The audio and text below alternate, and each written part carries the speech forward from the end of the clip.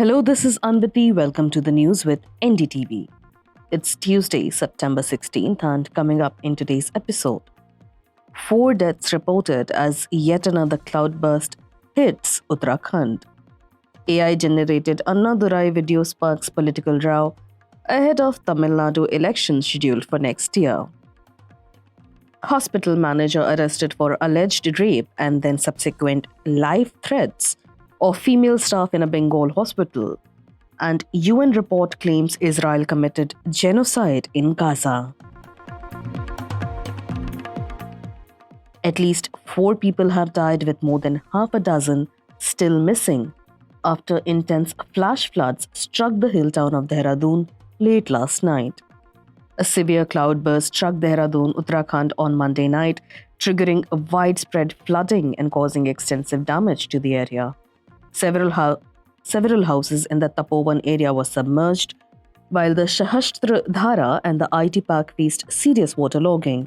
Multiple structures were seen submerged. The cloudburst led to a rapid swelling of the Karligad rivulet, which overflowed and caused the collapse of a vital bridge. Numerous properties along the riverbank suffered significant damage. Authorities have moved residents to safer locations now.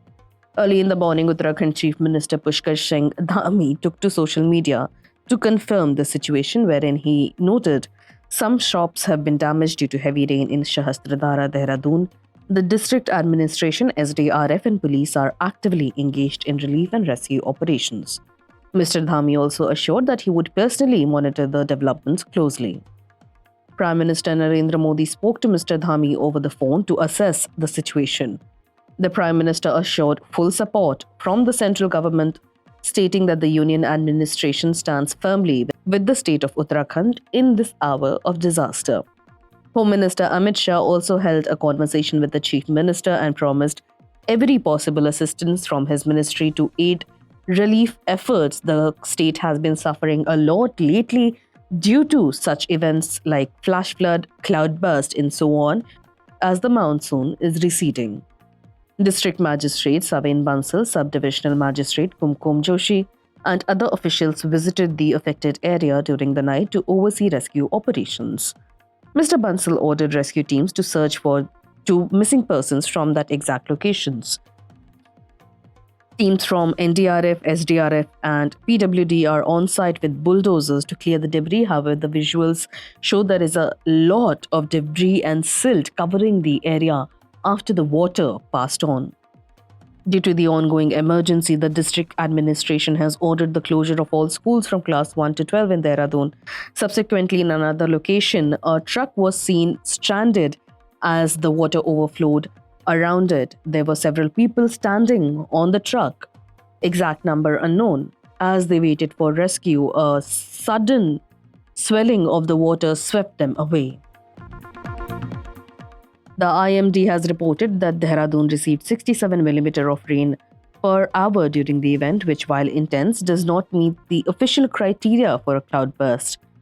Dr. Chandar Singh Tomar, head of IMD in Dehradun, explained this is classified as an extreme spell of heavy rain.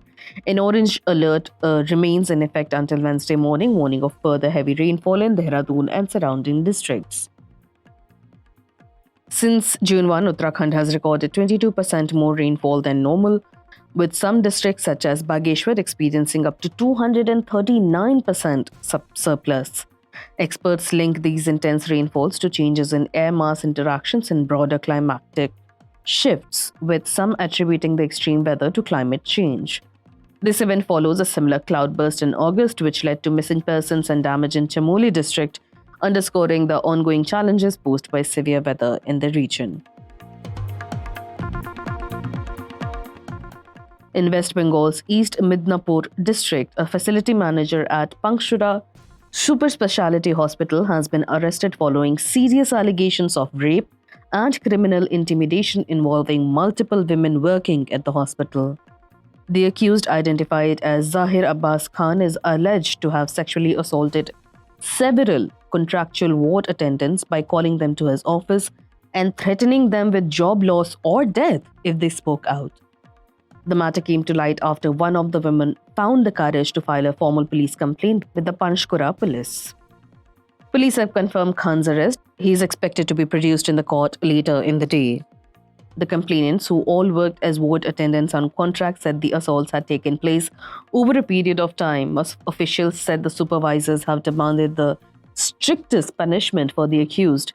So far, there has been no official statement from the hospital administration regarding the incident. The arrest has triggered protests in the area. Locals gathered outside the police station demanding swift action and justice for the victims. The matter has also taken a political turn, as such matters tend to do. The Bharatiya Janata Party has alleged that Khan had considerable hinting at a possible link to the ruling party Trinamool Congress. In response, TMC leader Sheikh Samiruddin said the party has no connection with the accused.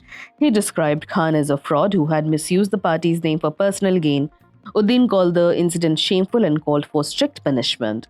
This case follows another high-profile incident last year involving rape and murder of a trainee doctor at Arjikar Medical College in Kolkata.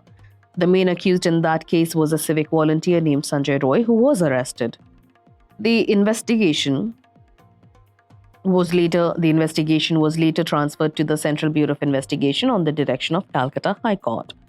However, the victims' parents have expressed dissatisfaction with the investigation. They recently met CBI Director Praveen Sood in Delhi, raising concerns about the pace and direction of the case.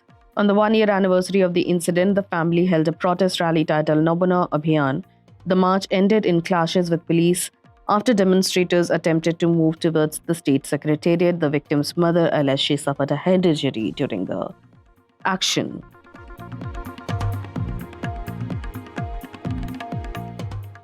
AI or artificial intelligence videos to attack political opponents are gradually becoming a staple of Indian election campaigns, with ethics and morality seemingly unimportant as the videos are artificial.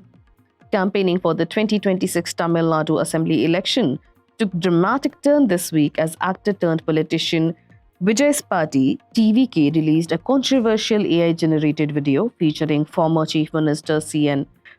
and deceased Chief Minister C.N. Annadurai. In the clip, the digitally recreated voice and image of Annadurai appeared to criticize the DMK, party he founded, and endorsed Vijay as the rightful heir to his legacy. The 2.5-minute video portrays Annadurai praising Vijay for his connection with the working class, declaring that the same youth who supported him in the 1967 movement would now back Vijay in 2026. Quote, "Just like me, an ordinary man who rose to be chief minister, you too have come up through hard work. That is why I call on you to lead," the AI-generated voice said.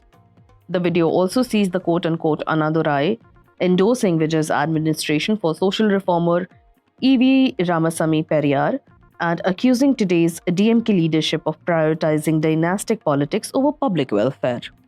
Quote, "Those who continue the rule with my name and picture worked for their son's upliftment, not for the people's development," the AI voice claimed.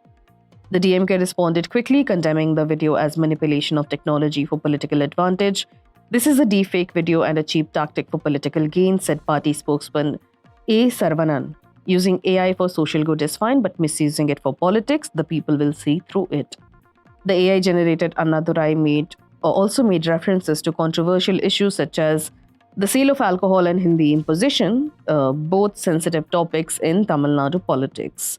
He criticized political parties for treating voters like a flock and attacked the DMK for profiting from alcohol sales despite Annadurai's historical stance favoring prohibition. While the video heavily criticized the DMK, it made no mention of the AIA-DMK, fueling speculation that Vijay may be leaving room for a future political alliance. The AIA-DMK, currently aligned with the Bharatiya Janata Party, had a bitter fallout over previous remarks regarding their targeting of iconic leaders like Annadurai and MGR. Vijay, who has frequently drawn comparisons between himself and leaders like Annadurai and MGR, has said he believes the 2026 election could reshape Tamil Nadu politics in the same way as the landmark polls of 1967 and 1977. The United Nations Independent International Commission of Inquiry, or COI, has accused Israel of committing acts of genocide in Gaza, saying the campaign is aimed at destroying Palestinians in the territory. The findings, as reported by news agency AFP, were published on Tuesday, nearly 2 years after the Israeli war on Gaza escalated following Hamas's October 7, 2023 attack in southern Israel. Quote, genocide is occurring in Gaza and is continuing to occur. The responsibility lies with the state of Israel, Commission Chair Navi Pillai told AFP.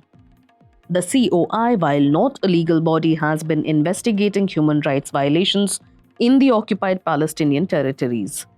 In its latest findings, it said Israeli forces have carried out 4 of the 5 acts defined as genocide under the 1948 Genocide Convention, including killings, causing serious harm, and creating conditions of life designed to destroy the population.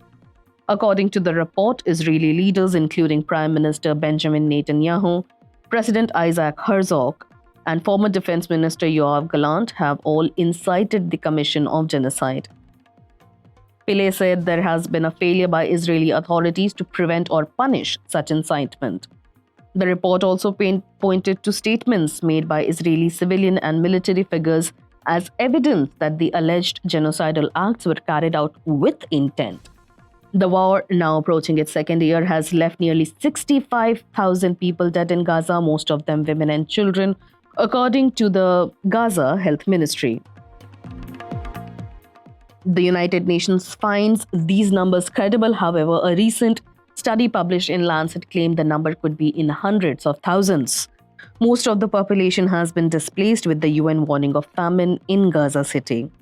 Pillai told AFP the Commission has been sharing evidence with the International Criminal Court (ICC), claiming we've shared thousands of pieces of information with them. The international community cannot stay silent on the genocidal campaign launched by Israel against the Palestinian people in Gaza. The absence of action to stop it amounts to complicity. Israel has consistently rejected accusations of genocide and criticized the Commission. The United Nations itself has not officially declared the situation a genocide, although some UN officials have warned of such a risk. In January 2024, the International Court of Justice ordered Israel to take steps to prevent genocide. 4 months later, the ICC issued arrest warrants for Netanyahu and Gallant over alleged war crimes and crimes against humanity.